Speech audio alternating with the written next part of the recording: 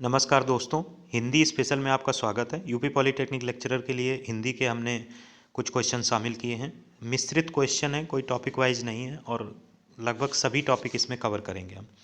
Doctor Chandra अदम्य साहस की धनी थी। वाक्य में प्रयुक्त साहस शब्द किस व्याकरण कोटि का है? साहस शब्द आदमी के गुण को बताता है, आदमी के गुण को बताता है। तो दिए गए प्रश्न में अव्यय, भाववाचक संज्ञा, क्रिया विशेषण, गुणवाचक विशेषण, भाववाचक नहीं आएगा। आदमी रो रहा है, हंस रहा है तो वो भाव प्रकट करता है। यहाँ पर साहस का धनी है तो ये गुणवाचक विशेषण के तौर पर इसका सही ऑप्शन होगा। अगला प्रश्न देखते हैं। सभी वैरायटी आपको प्रश्नों की लगभग कंप्लीट मिल जाएंगी पूरे वीडियो में। किस विकल्प में नित्य पुल्लिंग संज्ञा है? यहाँ पे ये जो वर्ड लगा है ये अपने आप में कुछ अर्थ रखता है। अर्थ क्या रखता है?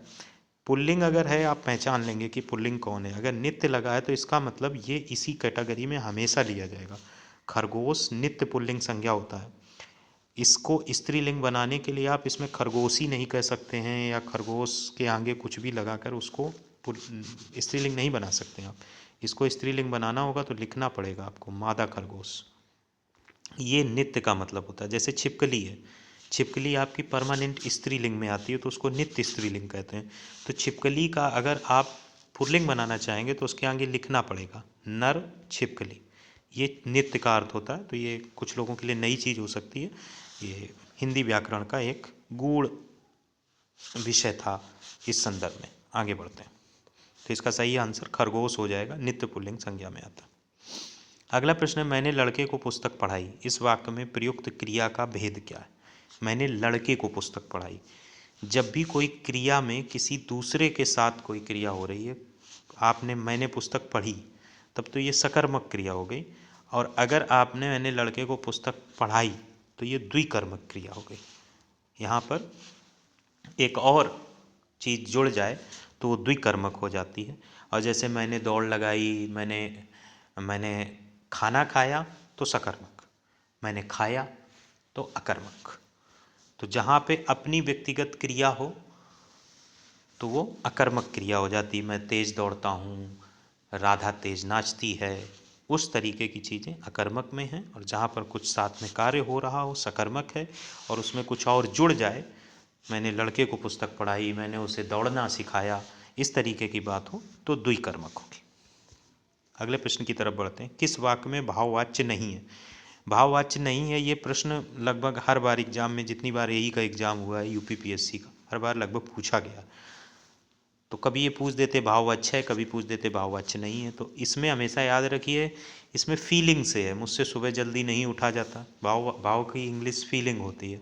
तो नहीं उठा जाता, नहीं चला जाता, नहीं चढ़ा जाता, ये सब भाव में आते हैं। वह प्रतिदिन स्कूल नहीं जाता, ये भाववाच्य में नहीं है। हिंदी स्कोरिंग टॉपिक है। 25 क्वेश्चन आते हैं, 75 नंबर बनते हैं।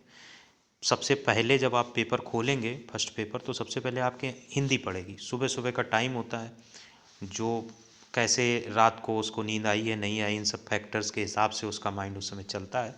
तो हिंदी भले शुरुआत में लगा लें, लेकिन गोले सबसे लास्ट में भरें। जब आप एक लेवल पे पहुंच जाते हैं, गलत सही का चुनाव करने की समझ आ जाती है, तब लास्ट में हिंदी भरें। तो हो सकता है कि एक आध क्वेश्चन जो आपके गलत हो रहे हो वो सही हो जाए। और हिंदी में 20+ स्कोर करने से आपके सिलेक्शन की प्रोबेबिलिटी बढ़ती है। किस वाक्य में भाववाच्य नहीं है? ये हो चुका है। अगला है, निम्नलिखित में से क्या क्रिया विशेषण? क्रिया विशेषण को नॉर्मली सब लोगों ने इंग्लिश 10th तक तो पढ़ी ही होगी, कुछ लोगों ने 12th तक पढ़ी होगी। क्रिया विशेषण को इंग्लिश में एडवर्ब बोलते हैं और एडवर्ब आसानी से पकड़ में आ जाती है। तो इसको अगर ध्यान से देखो तो साफ साफ दूर से एडवर्ब दिख रही, स्लोली स्लोली, यानी धीरे धीरे। तो निम्न में से क्रिया विशेषण क्या है? धीरे धीरे। समास का क्या अर्थ होता है? अब देखिए, हिंदी में 25 में 5 क्वेश्चन ऐसे होते हैं जो आपको परेशान करेंगे। हम ज़बरदस्ती अगर सारे क्वेश्चन कठिन बना दें, उनका कोई मतलब नहीं है। एक तो मोरल भी डाउन हो जाएगा और दूसरी बात, ऐसा प्रैक्टिकली होगा नहीं। आपके सामने 17-18 क्वेश्चन बहुत ईजिली आते हैं। समास का अर्थ क्या है? अब समास को अगर किस अर्थ में आप लेना चाहते हैं, समास कोई भी शब्द है, जैसे एक तरीके से देखा जाए, अगर हम यहाँ पे देखो, बोलते हैं नील कमल, नीला है जो कमल। और वहीं पर अगर हम बहुब्रीहि समास में जाएं तो उसका अर्थ बदल जाता है, दशानन मतलब रावण। तो चाहे तो नवीन अर्थ आप बोल सकते हैं, लेकिन ये नवीन अर्थ सिर्फ एक एक विशेष समास में जाता है वो भी नवीन अर्थ नहीं होता है, वो गूढ़ अर्थ होता है, उसका द्वितीयक अर्थ होता है, नवीन अर्थ नहीं कह सकते। तो समास बेसिकली क्या होता है, संक्षिप्त रूप होता है। समास क्या होता है, संक्षिप्त रूप होता है। द्वंद्व समास में थोड़ा सा बीच में मिला देते हैं और को डैश लगा देते हैं। द्विग समास में उस बात को सामने मिला देते हैं। नवग्रह, 9 ग्रहों का संग्रह नवग्रह हो गया। तो संक्षेप समास होता है। अब आप कहते हैं तो फिर संधि क्या है? संधि 2 वर्णों के विकार को कहते हैं, 2 वर्णों के विकार को कहते हैं। तो समास क्या है? समास क्या है? 2 शब्दों का मेल है, दोनों में फ़र्क है। 2 वर्णों का विकार और 2 शब्दों का मेल, ये हिंदी साहित्य की भाषा है, इसको आपको इस बात को स्वीकार करना पड़ेगा। अगर ऐसा भी पूछ दे कि 2 वर्णों के विकार को क्या कहते हैं, तो आपको संधि लिखना पड़ेगा, आप समास नहीं लिख सकते हैं। बहुत ज़्यादा डीप में नहीं जाते हैं। समास का अर्थ संक्षेप होता है। इस बात को यहीं पे क्लोज करके नेक्स्ट क्वेश्चन की तरफ बढ़ते हैं। मरते दम तक वाक्यांश के लिए सार्थक शब्द कौन सा है? आमरण अनशन आपने सुना होगा, तो उसमें ये होता है हम तब तक बैठे रहेंगे भूखे जब तक मर नहीं जाएंगे, तो मरते दम तक को आमरण कहते हैं। अगला प्रश्न है, किस वाक्य में मध्यम पुरुष का प्रयोग नहीं हुआ है? फिर ठीक ठाक इस तरह का प्रश्न आ गया।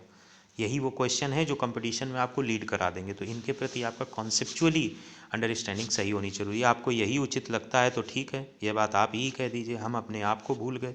इस विषय में आपकी क्या राय है? हमेशा याद रखिए, मध्यम पुरुष को पहचानने का एक तरीका है। 3 पुरुष होते हैं, उत्तम, मध्यम और अन्य पुरुष।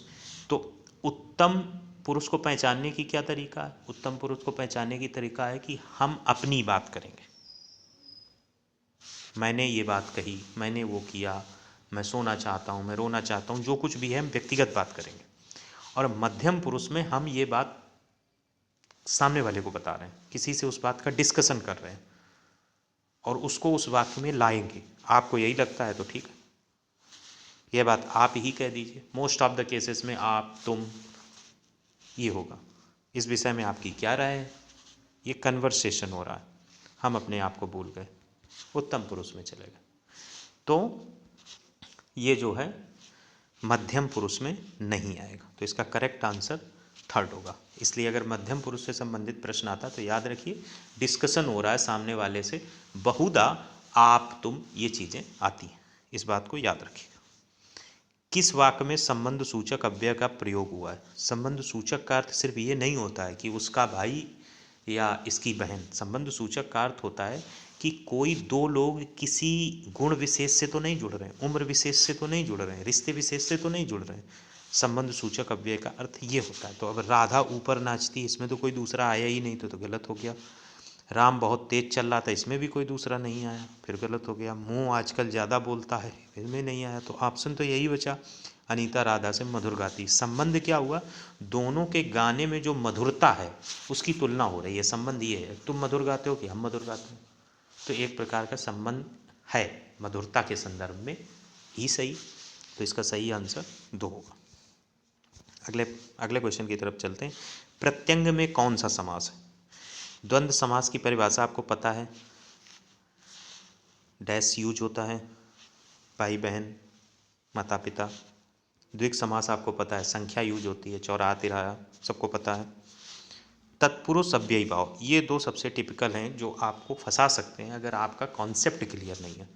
रटने से नहीं कि इतने शब्द इसमें होते हैं, इतने शब्द इसमें होते हैं। अव्ययी भाव में कौन सा पद प्रधान होता है, ये याद रखना जरूरी है। जैसे द्वंद्व समास में दोनों पद प्रधान होते हैं, बहुब्रीहि समास में कोई पद प्रधान नहीं होता। अव्ययी भाव में पूर्व पद प्रधान होता है कि उत्तर पद प्रधान होता है। अव्ययी भाव की सबसे बड़ी पहचान होती है, इसमें यथा लगा होगा, प्रति लगा होगा और इसमें शब्द का लोप होगा। जैसे धर्म ग्रंथ, धर्म का ग्रंथ, तुलसीदास कृत रामायण, तुलसीदास कृत, तुलसीदास द्वारा रचित। तो इन चीज़ों को आपको याद रखना पड़ेगा। अव्ययी भाव में उत्तर पद प्रधान होता, ठीक है। यथाशक्ति, जितनी शक्ति हो, तो उत्तर पद कौन हुआ? शक्ति। प्रत्यंग, प्रति अंग, ठीक है। तो इस बात को याद रखिएगा।